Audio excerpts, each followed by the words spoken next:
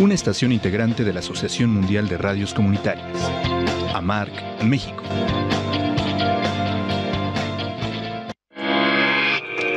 Las opiniones y comentarios vertidos del siguiente programa son responsabilidad de quienes lo expresan. No son necesariamente la opinión de la editorial de Nesa Radio 97.3 FM.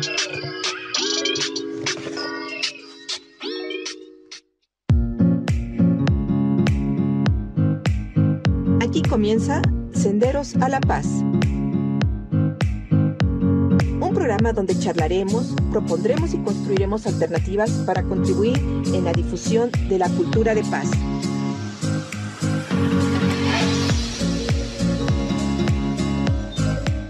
De cómo empoderarnos para que todas y todos podamos reconstruir nuestro tejido social y fortalecer nuestra sociedad para vivirla más justa y equitativa en el marco de los derechos humanos.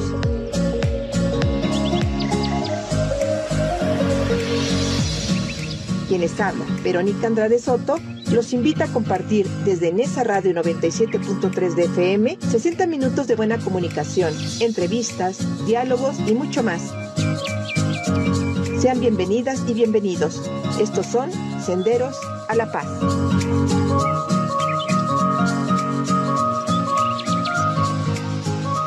Hola, ¿qué tal? Muy buenas tardes, amigas y amigos Radio Escuchas de Nesa Radio 97.3 FM. Ya son las 13:04 y estamos caminando, empezando esta bonita caminata de Senderos a la Paz. Hoy tenemos una gran invitada, pero antes de que empecemos vamos a un breve corte de estación. Regresamos en breve. Me indican que podemos continuar y bueno, hoy quiero su amiga Verónica Andrade, antes recordarles que quien tiene el uso de la voz en este momento, su amiga Verónica Andrade les da la bienvenida nuevamente y pues sobre todo les agradece que estén nuevamente en una caminata más de Senderos a la Paz. Hoy tenemos una gran invitada, pero antes quiero recordarles nuestros teléfonos en cabina, el 55 22 28 01 33, pueden hacer sus llamadas, sus preguntas a nuestra invitada, pueden también hacer los comentarios que ustedes consideren y pues ya saben que yo siempre los estoy invitando a que podamos retroalimentar este gran esfuerzo comunitario que hacemos desde Nesa Radio. También agradecerle a nuestro operador técnico que está hoy del lado de los controles, David Palacios, y que, bueno, está haciendo posible la transmisión de este programa. Y, por supuesto, también a toda nuestra familia de Nesa Radio, a este gran colectivo que tenemos en este espacio de Nesa Radio, en nuestra casa, que estamos desde la Cuarta Avenida, esquina Francisco Zarco, en la colonia Virgencitas, desde Nezahualcóyotl, del Gran Estado de México. A nuestra gran dirección, quien lleva a cabo los rumbos de esta gran barco que es Nesa Radio, nuestra compañera y directora, la licenciada Rocío Román, y por supuesto también a nuestro compañero Alejandro Reyes, que seguramente en unos rato más nos estará mandando sus saludos. Bueno, pues a ellos agradecerles su confianza y su apoyo para estas grandes transmisiones. Bien, pues quiero comentar el día de hoy que tenemos una gran invitada. Hace unos días, como ustedes habrán conocido sobre la información que se estuvo dando en diferentes medios de comunicación y en las redes sociales, se conmemoró el 70 aniversario de la primera posibilidad que tuvimos las mujeres en este país de votar y ser votadas. Y hoy tenemos un tema muy interesante que es el de los derechos civiles y políticos de las mujeres mexicanas. En la compañía de una gran mujer, una gran constructora de paz que el día de hoy nos acompaña y que le agradezco muchísimo. Ella es originaria de Culiacán, Sinaloa, aunque sus actividades ahora las está realizando aquí en el centro del país. Es una licenciada en Derecho, además tiene posgrado y maestrías en diferentes actividades, como en Derecho Público en la Universidad Panamericana, es especialista en amparo, en Derecho Administrativo, Derecho en Sistema Financiero Mexicano y Derecho Financiero y Comercio Internacional. Es una vasta comunicadora, es una muy buena comunicadora, diría yo, de las actividades que se realizan, y en la actualidad es magistrada. Ella es magistrada en el Tribunal de Justicia de Conciliación Federal de Conciliación y Arbitraje. Sí. Tiene una vasta experiencia en el fomento de sobre todo de generar políticas al interior y bueno, también al exterior que beneficien la participación de las mujeres para poder lograr la paridad y sobre todo la equidad de género. Estoy hablando ni nada más ni nada menos que de la doctora Mónica Huicho, pues bienvenida a tu casa de Nesa Radio, mi querida Mónica. Gracias por tan gentil presentación.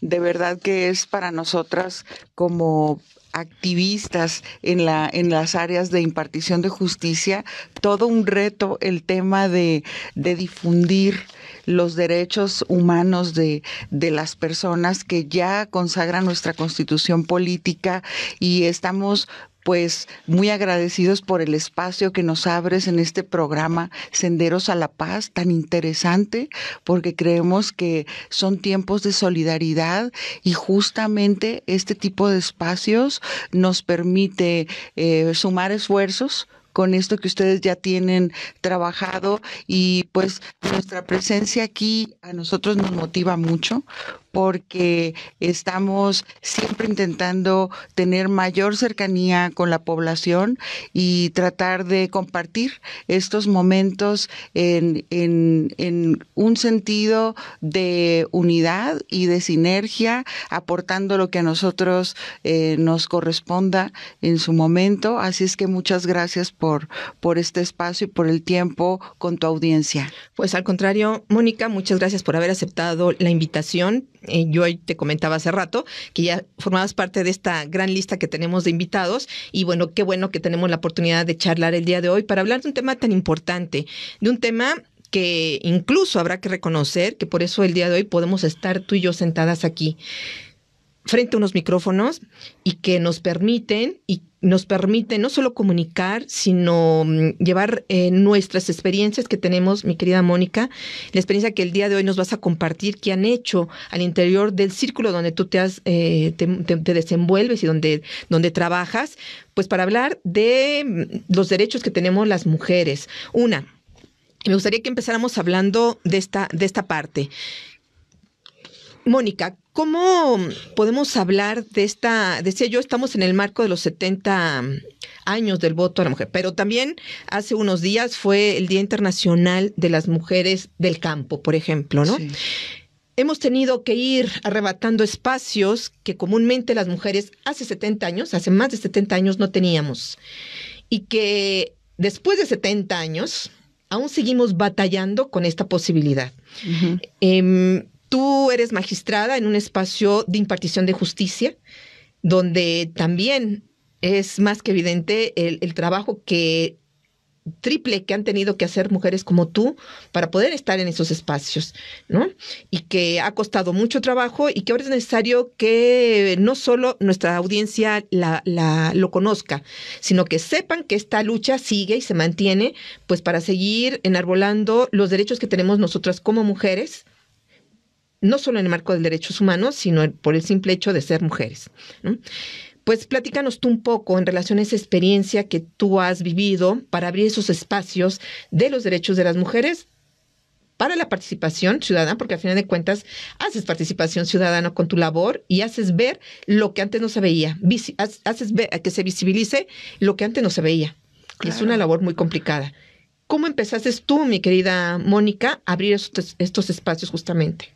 Mira, gracias. Pues creo que en mi experiencia personal ha sido muy claro la vocación de la lucha por los derechos de igualdad.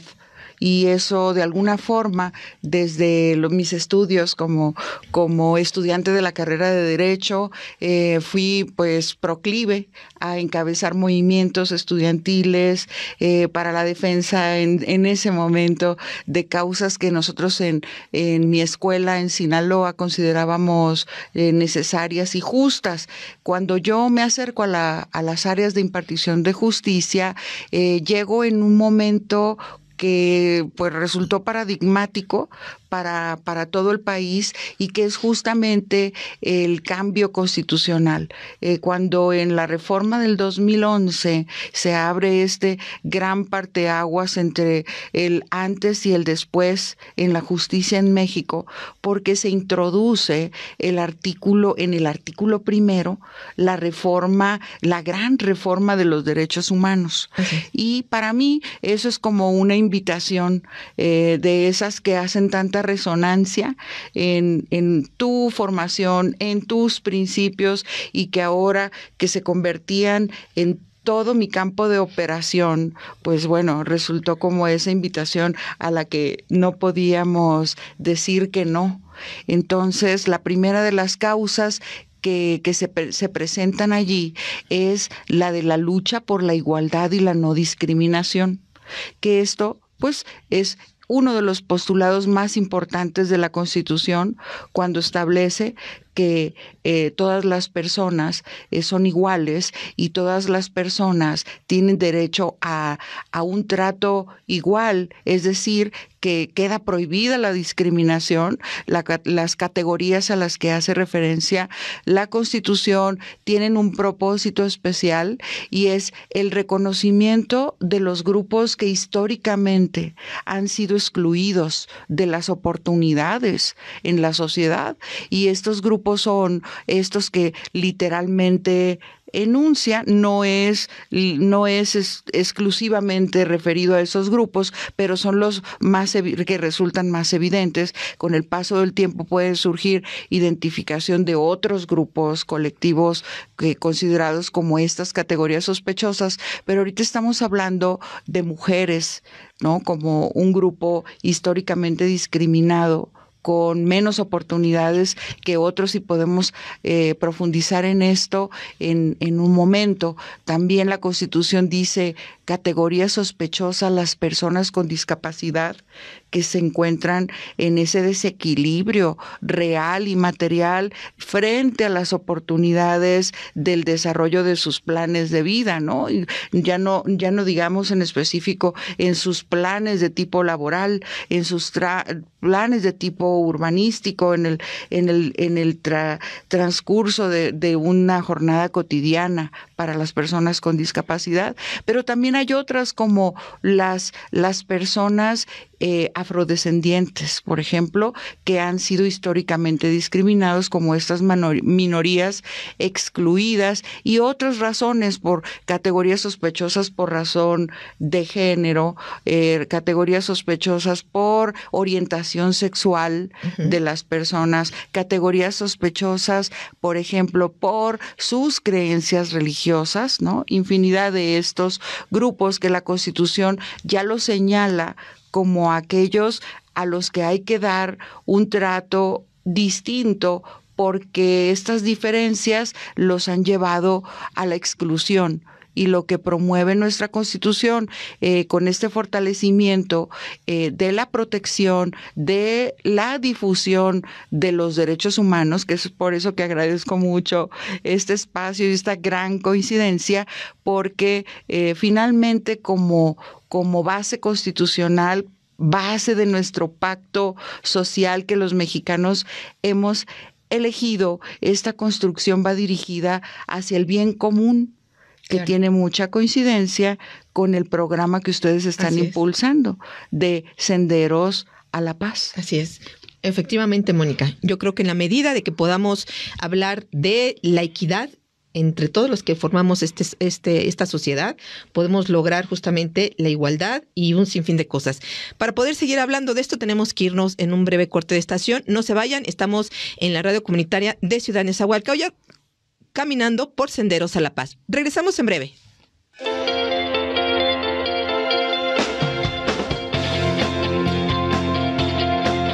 Estás escuchando XHNZ 97.3 FM. En esa radio, sintonizando la libertad de expresión. Una estación integrante de la Asociación Mundial de Radios Comunitarias, AMARC, México.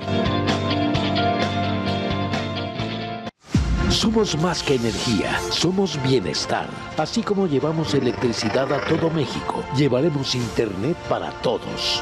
Somos fuentes limpias y renovables. Construimos el Parque Solar en Puerto Peñasco, Sonora, el más grande de toda América. Somos proyectos prioritarios. Electrificamos trenes, aeropuertos y sistemas de transporte, conectando a todo el país. Somos CFE, somos más que energía. Gobierno de México. Estamos transmitiendo en la frecuencia 97.3 de FM desde el Centro Regional de Cultura del Estado de México, Nezahualcóyotl. ubicado en Cuarta Avenida, esquina Francisco Zarco, Colonia Virgencitas, Nezahualcóyotl. Los invito a que sigamos transitando senderos a la paz. Ya estamos de regreso caminando aquí por Senderos a la Paz, en la gran compañía de esta bonita caminata que tenemos el día de hoy, con la magistrada Mónica Huicho. Ella, nos está acompañando para atender el tema de los derechos civiles y políticos de las mujeres mexicanas. Mi querida Mónica, acabas de señalar un momento, un parteaguas importantísimo para que se empezara a hacer más efectivo esta posibilidad que tenemos las mujeres de acceder al poder. Tú afortunadamente haces en un espacio donde se decide, esto no existía hace muchos años. Ha sido una lucha y un reconocimiento a muchas mujeres que han hecho una gran labor para que pudiéramos tener ese espacio en donde tú estás, donde yo estoy, donde están muchas mujeres, donde pueden tomar decisiones. Eso es obviamente resultado de una vida política que ha ido transitando el país, que ha tenido que ir transitando el país y que hemos tenido que ganar las mujeres, que no ha sido nada sencillo en la actualidad. Conmemorar 70 años implica reconocer la historia, pero también reconocer lo que se está haciendo en la actualidad para que se siga manteniendo estos espacios. Y no solo que se mantengan, sino que sigan creciendo, ¿no? Han existido Juanitas, siguen existiendo. Ahorita está el debate en el INE de que si le dan espacio por género a los partidos políticos obligados. Está esa situación. Sí. En la vida real la vivimos nosotros, digamos, cuando estamos abajo. Eso es en los grandes espacios de decisiones. Pero mujeres como a pie, como yo, como otras que estamos peleando otros espacios, donde se pueda escuchar nuestra voz, ¿no? Sí. Tú has hecho una gran labor al interior del espacio donde tú laboras para hacer justamente espacios de equidad, ¿no? Donde se toman decisiones, espacios de equidad. ¿Cómo ha sido este trayecto? Cuéntanos, ¿cómo empezaste a formar parte de esto? Tú ahorita formas parte de una presidencia muy importante donde está haciendo esta labor. Platícanos un poquito de esta tarea. Sí, claro. Pues esto es en el marco de nuestra competencia en el Tribunal Federal de Conciliación y Arbitraje. La justicia que impartimos en este tribunal es de tipo laboral y nuestro reglamento, básicamente, para hablar en términos sencillos, es nuestra base constitucional, el artículo 123, apartado B, tiene su propia ley secundaria que ya especifica todas las acciones que las magistradas y los magistrados tenemos que desarrollar, y he contado con el respaldo de los integrantes del pleno de mi tribunal. El tribunal está integrado por 25 magistradas y magistrados, 25 en total, con un presidente que tiene la representación administrativa de nuestro órgano, pero el pleno es el máximo órgano de decisión conforme a la ley y me ha facultado de forma unánime para que encabece la Comisión de Igualdad y Derechos Humanos. El tribunal cuenta en este momento con 21 magistrados varones y 4 magistradas mujeres. Entonces tampoco era muy difícil, ¿no?, identificar entre las 4, que ya algunas 2 compañeras ya han tenido la oportunidad de participar con nosotros en esta comisión, pero solo somos 4. Entonces, todavía esto te indica que hace mucha falta concluir estos mandatos de los que habla la norma, que lo que nos permite identificar que, si bien es cierto, ya hemos avanzado mucho de manera jurídica y que son luchas antiguas, ¿verdad?, que empiezan con las feministas de siglos anteriores, no del siglo XXI, no del siglo XX, desde el siglo XVIII, las mujeres han estado impulsando la igualdad de derechos, así como en los postulados de la Revolución Francesa, de igualdad, libertad y fraternidad. También en ese momento había mujeres que exigían la igualdad de la mujer ante la ley.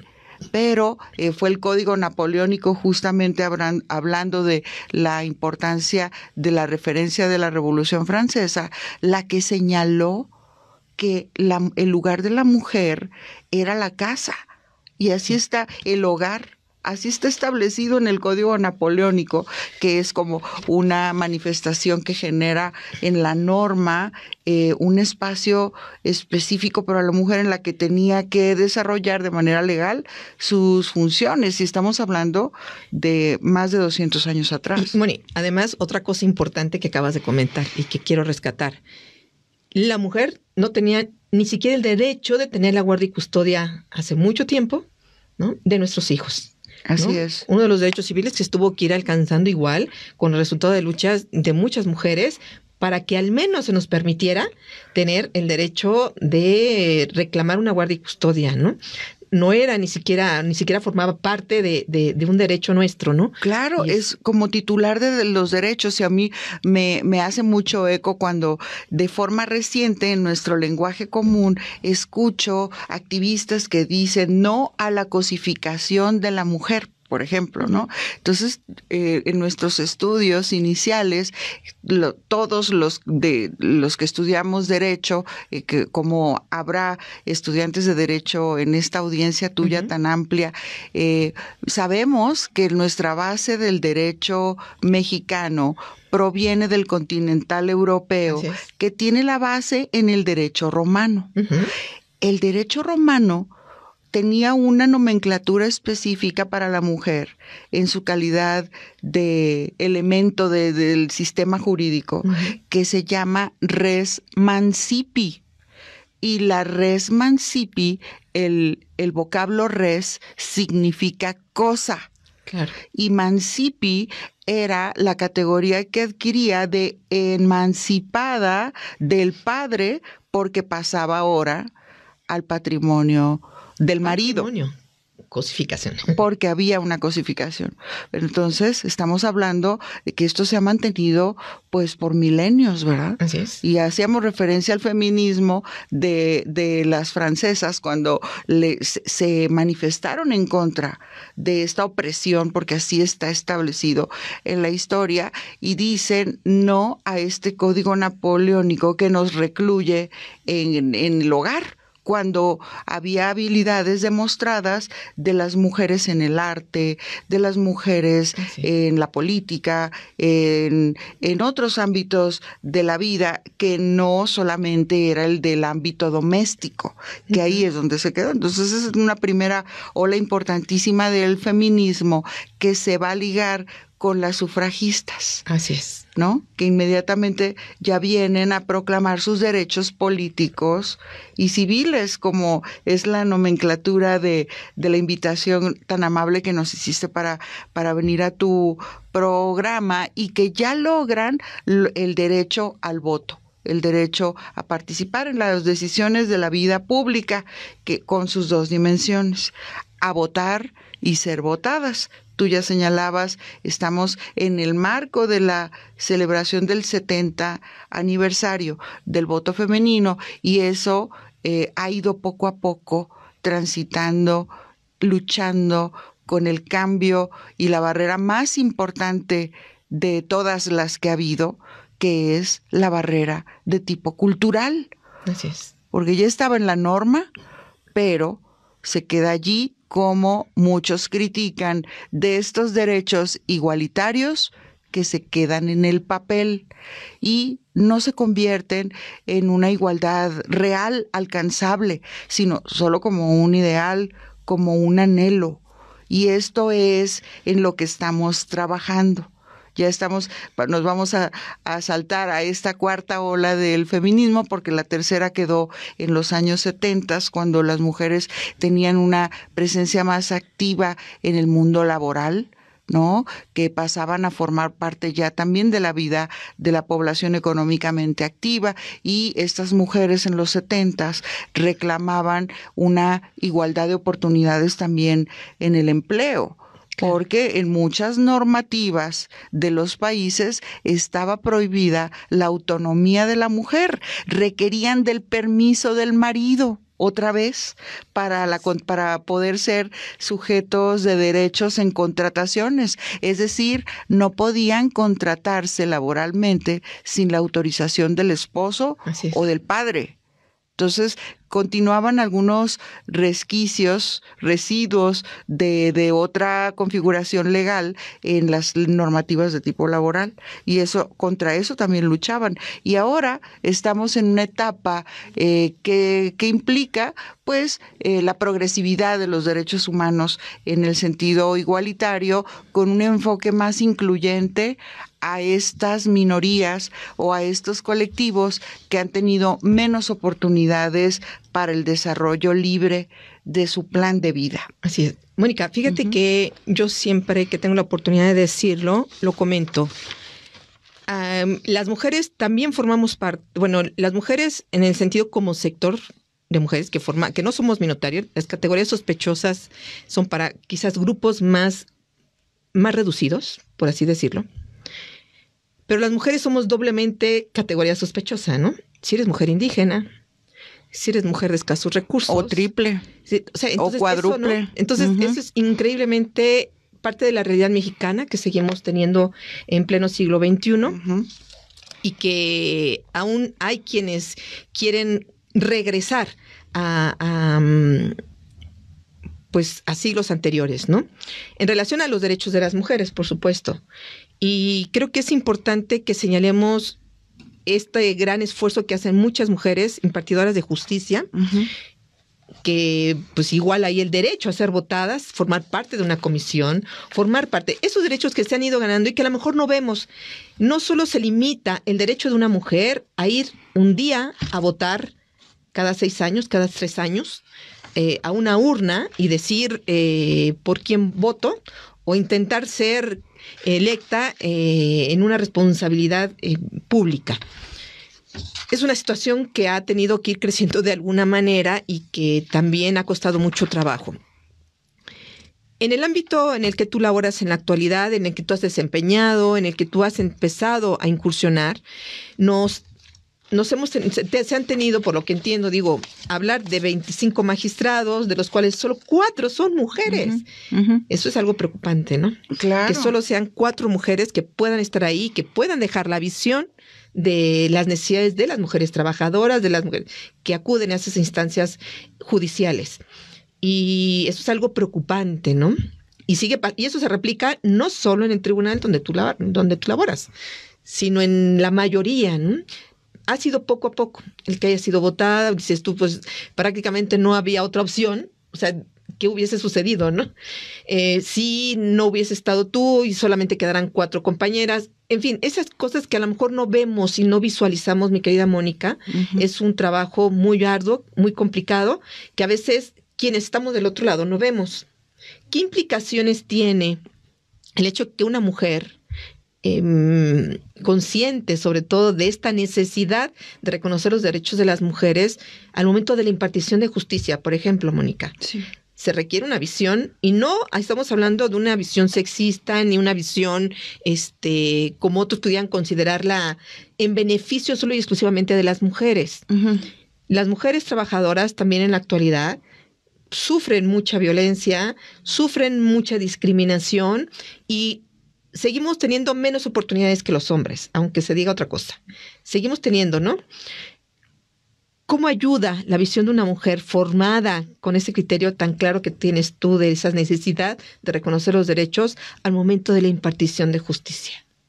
Pues yo creo que el tema de la integración de los órganos, al que se refiere justamente la reforma de paridad en todo, que hay una reforma ya constitucional en el año 2019 que toca 10 artículos de la Constitución política para orientar que los órganos, sobre todo de los poderes públicos, tengan una conformación representativa de la sociedad.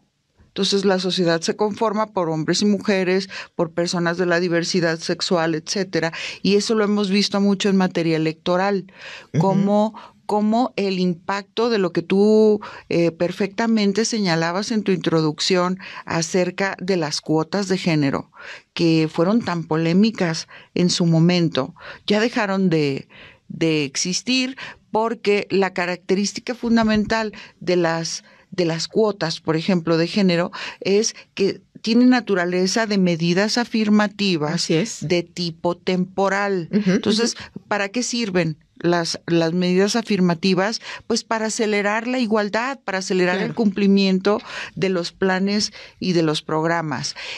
Son muy útiles, fueron muy útiles en materia electoral. Recordaremos de nuevo lo que tú señalabas, que había precedentes vía jurisprudencial en el que la justicia estaba allí pendiente de que esas máximas constitucionales, como la que dice el artículo 4 de la Constitución, que se reformó en el año de 1974, ¿verdad?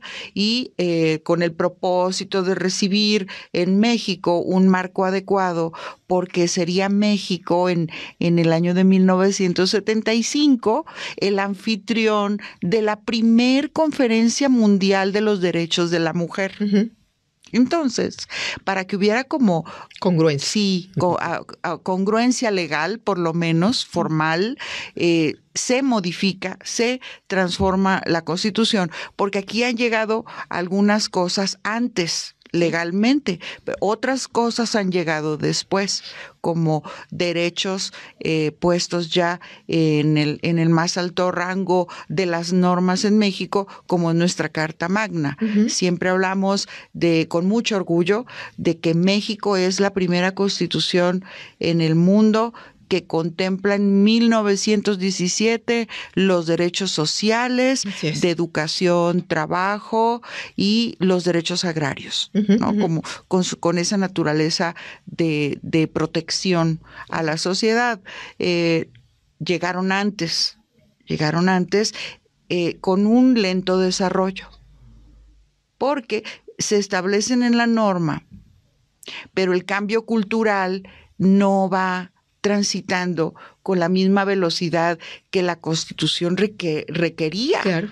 Y entonces eso, pues, se ralentiza, ¿verdad? Ahora, llega en 1974 la igualdad del hombre y la mujer, pero el desarrollo de la presencia electoral, por ejemplo, de la mujer en las candidaturas, en los puestos de elección popular, lo vemos históricamente, ¿no? Como relleno nos tenían. Ha sido mínimo. En ese trayecto ya habían pasado del 53 al 74, ya habían pasado más de 20 años. Así es. ¿No? Entonces, estábamos en una presencia precaria y se requerían las acciones afirmativas, que ahí entramos otra vez con las cuotas de género, que efectivamente esa es la aportación de la interpretación de la justicia, que dice, a ver, este caso concreto no tiene sentido, porque esta boleta electoral no tiene participación igualitaria y se obliga a los partidos políticos a que ya hubiera en principio una participación de 30% de mujeres, luego se fue ampliando a 60-40, hasta que en el año 2019 dejó de ser una medida afirmativa de tipo temporal, porque adquiere el rango de un principio de paridad. Ya esta paridad se entiende no solamente como regla, sino como principio constitucional. Entonces ahora la interpretación va hacia allá en cada caso concreto, y a nosotros nos llena de entusiasmo porque es una forma muy clara de ver materializado el avance igualitario, que sí se empujó, que sí se impulsó y que sí se aceleró a través de las cuotas. Sí. Con esta polémica figura de las cuotas de género, que a la fecha siguen sin agradar a la mente colectiva en nuestro país. Yo escucho en distintos ámbitos que dicen, yo no soy muy partidario de las cuotas, pero vemos que donde ha habido cuotas, entonces ahora hay más presencia de mujeres. ¿Qué pasa en el sector privado? ¿Cómo está la representación de los niveles de decisión en los consejos empresariales? Por ejemplo. Así es. Varían, los números varían, no hay un número exacto, pero se escucha entre el 6 y el 10% de presencia de mujeres en los puestos de este alto nivel de decisión en las empresas. Entonces es muy poco. Ahora, que sí pasó en el Ejecutivo y en el Legislativo. Estamos, y esto hay que reconocerlo, ante el primer presidente de la República en México que ha integrado un gabinete de tipo paritario. Él se adelantó a la Constitución y me parece que es una forma, es un mensaje simbólico de congruencia. El que haya una integración paritaria en un gabinete ahora ya es un mandato constitucional. ¿Qué pasó con la legislatura? Ahora tenemos una legislatura de la paridad integrada con el 50% de hombres y 50% de mujeres. ¿Y qué tenemos en consecuencias? Ya estoy hablando del tema legislativo, pero ahí hay un resultado objetivo. Esta legislatura ha aportado grandes normas legislativas de tipo secundario que complementan o le dan contenido al derecho real tangible en el día a día respecto de circunstancias que tienen que ver con los derechos de las mujeres y de estos grupos vulnerables de los que hablábamos. Entonces, me imagino que porque lo he visto, que lo han tocado aquí en Senderos a la Paz, las distintas normativas con nombre de mujer. Estamos hablando de un derecho prácticamente feminista, y esto ya se está estudiando en la academia como un fenómeno de las últimas décadas, quiero decirte de los últimos 20 años, como jus feminismo. Así es. El derecho que genera, por ejemplo, la reclamación de la mujer para tener una vida libre de violencia. El derecho de la mujer que recientemente hemos visto a la privacidad de sus datos personales en esta ola de información y de redes sociales. Así ¿no? es. Distintas leyes, Olimpia, Ingrid, yo los he visto aquí en tu programa. Así es. Esto es una gran avance. Hemos ido caminando poco a poco. Sin embargo, yo creo que ya son cosas que se están generando con más firmeza. Decías tú, las acciones afirmativas que hace todavía 20 años se tuvieron que gritar desde diferentes instancias para que se pudieran ver materializadas en este primer gobierno que le tocó. Fue un esfuerzo de muchos años atrás, pero que le tocó consumar de alguna manera, ¿no? Y yo creo que es importante también que veamos esa perspectiva que señalas, ¿no? Cómo fuimos transitando las mujeres, el grupo de mujeres, para poder llegar a esto, donde estás tú ahorita, donde están otras personas que puedan tomar decisiones, ¿no? Y que le dan, por supuesto, otra visión a la justicia, le dan otra visión a los espacios, en fin, muchas cosas que se derivan y que a lo mejor las jóvenes de hoy que nos están escuchando lo ven ya como algo natural. Bueno, no del todo, pero ya se está viendo algo más natural. Pero hace 20 años no. Me gusta hace 20 mucho, años no. Me gusta mucho lo que acabas de decir, porque justamente tengo aquí un fragmento en el caso de Angela Merkel. Que tengo aquí una obra de Ana Carvajosa que me gustaría recomendarles, sí, claro, que es La crónica de una era, y habla de Angela Merkel. Y yo quise destacar esta parte en la que me llama mucho la atención, porque por el periodo de mandato de esta primer ministra del del Ejecutivo a cargo al frente de un país como es Alemania, dice que, lo leo textual, el legado feminista de Merkel es muy mejorable porque todavía había allí áreas de oportunidad, claro, como lo señala la autora Ana Carvajosa. Pero lo más interesante es que esta mujer se convirtió en un referente para generaciones de niños y niñas que en Alemania han crecido creyendo que tener una jefa de gobierno es lo natural. Así es. Y me encanta porque coincide con lo que tú acabas de señalar de esta aportación simbólica de la presencia de la mujer al frente de instituciones o de niveles de puestos, de cargos, con la capacidad de decidir, es decir, en la toma de decisiones. Aunque los espacios de las mujeres y que ocupan las mujeres no siempre garantiza una equidad de género, que es otra cosa. Pero ahorita vamos a hablar de esa situación. Mi querida Mónica, antes quiero compartirte unos mensajes que nos están llegando a través del Facebook Live.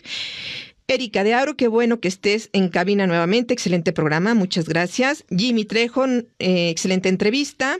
Miguel nos dice, qué bueno que actualmente las mujeres tienen los mismos derechos que los hombres, saludos. Nuestro gran amigo Federico, buenas tardes, excelente tema e inmejorable invitada. Felicito a la maestra Verónica por su programa, muchas gracias. Juana Guerrero, qué importante es difundir este tema, pues aún hay muchas personas que no entienden lo que ha significado alcanzar algunos derechos para las mujeres. Nuestro amigo David, buenas tardes. Vero, muy interesante el tema, felicidades, un gran programa y por supuesto una muy buena invitada. Bien, quiero invitarles también, ya que estoy aquí en el Facebook Live, tenemos una nueva modalidad que los estamos invitando a todas y a todos los que nos están escuchando y sobre todo los que nos están viendo a través de esta maravillosa red social, que pueden hacernos aportaciones. Recuerden que somos una radio comunitaria sin fines de lucro y que nos mantenemos prácticamente por nuestras aportaciones.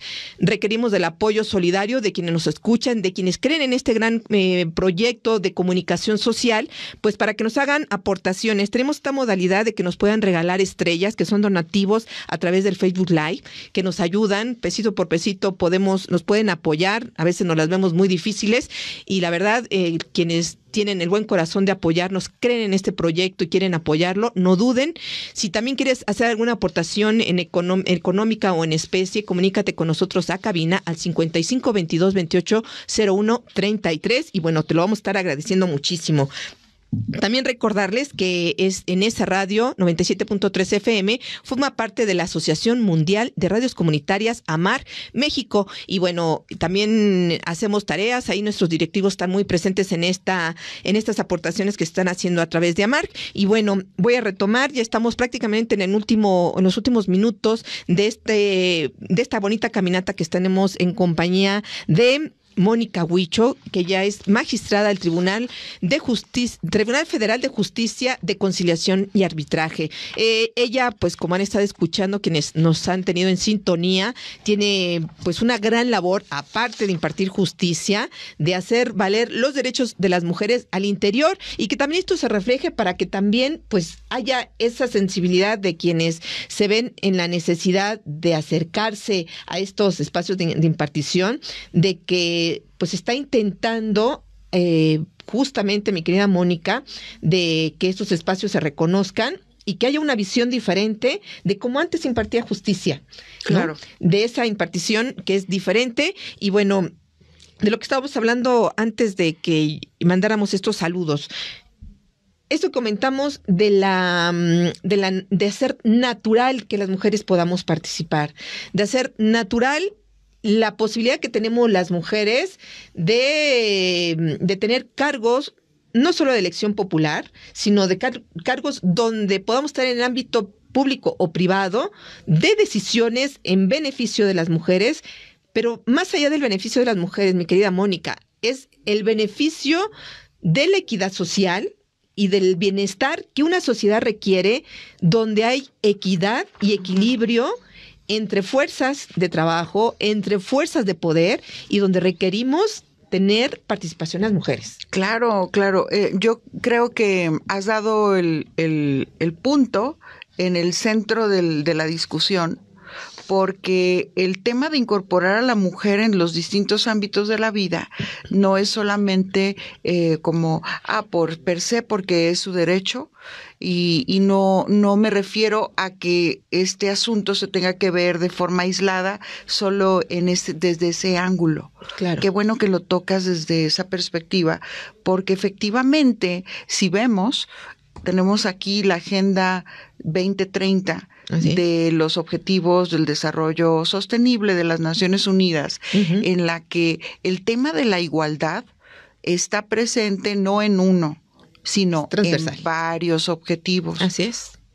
Porque lo acabas de decir, antes ya hablabas de la interseccionalidad, que esa es la característica del padecimiento de una desventaja frente al derecho a un acceso a condiciones de manera digna, de forma oportuna para las personas, ¿verdad? Que no vienen solas. A veces esto significa que están en desventaja personas, como bien lo decía Kimberly Crenshaw, que es la autora de este concepto de interseccionalidad, poniendo como un eje del concepto del privilegio, que está tan de moda en estos últimos días, ¿verdad? Define qué es el privilegio, y no es solamente como mediáticamente a veces se está hablando, ¿no? Se tiene que hablar del concepto del privilegio desde una forma antropológica, sociológica, claro, de forma jurídica, pero para hablar en términos muy claros, quisiera decir que tiene menos oportunidades para acceder a sus derechos en condiciones de igualdad una persona marginada en el último eje de la ecuación, porque yo acabo de escribir acerca de eso, por el hecho de ser, por ejemplo, una persona sin educación formal, una persona que esté en un país con una estancia ilegal, es una persona que la aleja del privilegio. Aspiramos a que todos tengamos un acceso igualitario a los privilegios. No partimos de un concepto inverso, sino más bien acercar a los más alejados a acceder a estos derechos en condiciones de igualdad, como también está en el último nivel de la fórmula, aquella persona que nace en condiciones de pobreza, o bien aquellos que cuentan con una orientación diversa al de la mayoría de la población, o aquellos que son afrodescendientes, por ejemplo, están aquí calificados como los de mayor riesgo de sufrir una discriminación agravada. Claro. Entonces, si se suma una o dos o tres. Y además es mujer. Porque también está ahí, ¿no? Entonces te voy a leer cuáles son los que sí tienen un mayor grado de privilegio. Están más cercanos a la posibilidad de lo que en términos generales se pueda conocer como éxito. Y es que en el centro dice ser hombre con una ciudadanía sin discapacidad, rico, por ejemplo, ¿verdad? De edad media, siendo un ejecutivo y heterosexual.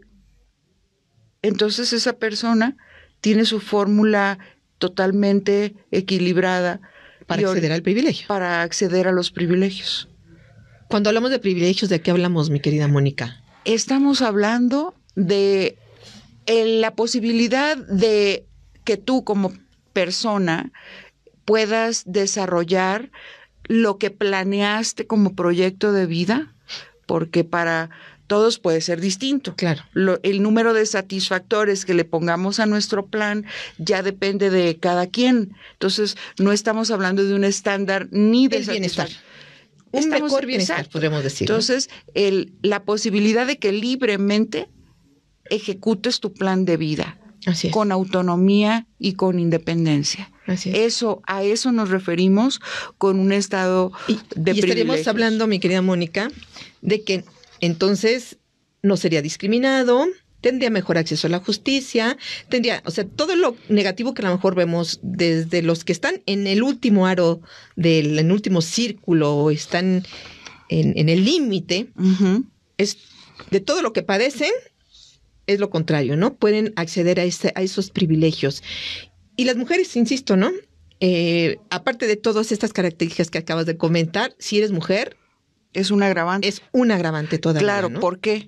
Porque en estudios recientes, sobre todo posteriores a la pandemia, y que ya están publicados y consultables en la página web de las Naciones Unidas, acaban de hablar de un trabajo muy técnico en el que identificaron que esta pandemia COVID-19 agravó además las características de exclusión de las personas.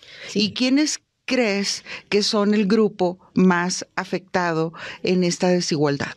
Así, las mujeres. Las mujeres. Y desde el espacio donde tú laboras, donde contribuyes, pues justamente fue más visible, porque las mujeres tuvieron que dejar de trabajar, dejaron de tener ingresos porque se tenían que dedicar a cuerpo y alma de los hijos, se tenía que definir ser una familia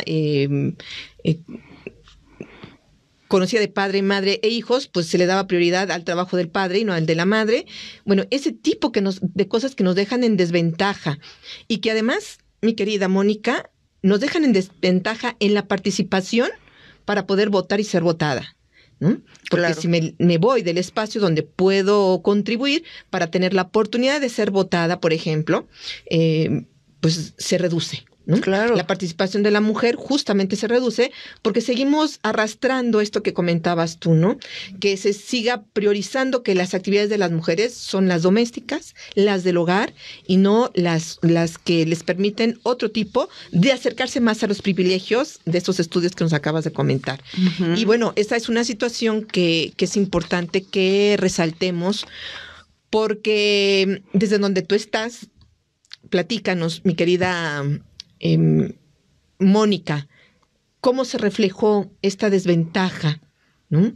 ¿Dónde viste tú que, bueno, yo trabajo también en el área laboral y era evidente que muchas mujeres llegaban a solicitar el servicio de la conciliación laboral porque estaban en desventajas, porque no tenían dónde dejar a sus hijos, claro, porque el patrón no pudo empatizar con la necesidad de la mujer, porque si la enfermó tenía que quedarse el cuidado del hijo, no había quien se lo cuidara y la tuvieron que correr porque faltó, en fin, un sinfín de situaciones en las que las mujeres se siguen viendo en este siglo XXI con desventaja. Claro, claro. El impacto fundamental creo que se ha recogido muy bien en materia laboral porque se ha reconocido la existencia de la doble jornada de la mujer. Así es. Lo hemos escuchado recientemente con estudios formales que ha practicado el propio INEGI a través de la encuesta también, la de uso de tiempo, y las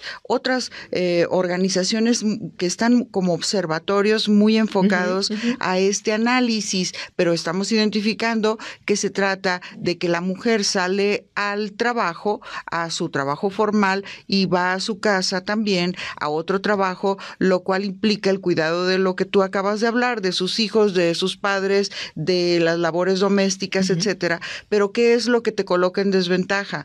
Que estos trabajos no son remunerados. Así es. Entonces, estás en desventaja económica y por eso todo va orientado hacia la construcción de un sistema de cuidados. Ya se discutió, ya se aprobó en la Cámara de Diputados la iniciativa, un sistema de cuidados con opciones y mecanismos que permitan a las mujeres y a los hombres. Claro, porque también. aquí empezamos a una redistribución de funciones sin ese sesgo sexista del rol tradicional que le corresponde a la mujer, y esto a nosotros nos ayuda mucho a identificar que esta lucha feminista que efectivamente se ha venido haciendo, impulsando por muchos años por estas grandes mujeres que nos tienen a ti y a mí el día de hoy hablando de esto, no ha generado beneficios solo para las mujeres, sino para toda la sociedad, porque estamos hablando de romper estereotipos con los que ha venido cargando la mujer históricamente, pero eso ha implicado a veces trasladar esas cargas ahora a una redistribución del estereotipo, no a una redistribución de las funciones sexistas a unas no sexistas. Entonces, a nosotros en el ámbito jurisdiccional se nos presentan con carácter de retos, de desafíos, porque estas discriminaciones son estructurales en la sociedad y también por las instituciones. Es la llamada violencia institucional que se ejerce porque no existen los mecanismos complementarios que te permitan a ti el desarrollo de una vida digna. Esta iniciativa se aprobó, se llama Sistema de Cuidados, en la Cámara de Diputados y se encuentra ahora en discusión en la Cámara de Senadores. Seguro se va a aprobar.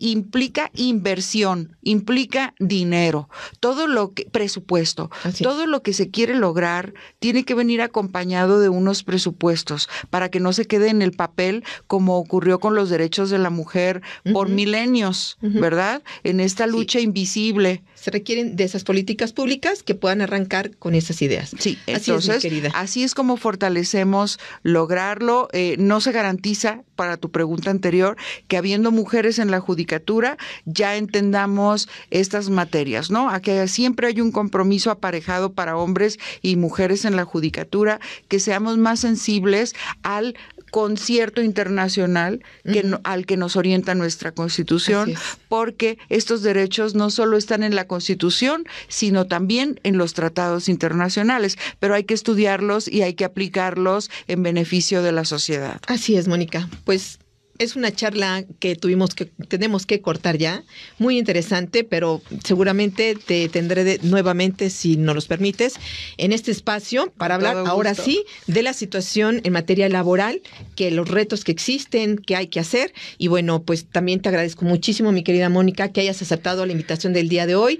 Estamos muy felices de que hayas estado con nosotras y con nosotros y agradecerte. Muchísimas gracias a ustedes y te felicito porque creo que en estos tiempos de crisis sociales en México y en todo el mundo, los senderos a la paz es la solución. Muchísimas gracias. Bueno, pues muchísimas gracias por haber estado con nosotras y con nosotros el día de hoy. Agradezco mucho que hayan estado con nosotros el día de hoy escuchando esta gran charla. Agradecerles a los compañeros operadores técnicos. No se vayan, viene Navegante. Los invito a que escuchen la barra programática que tenemos en esa radio 97.3 FM. Muchas gracias por su compañía. Su amiga Verónica Andrade se despide. Gracias por su compañía y hasta la próxima.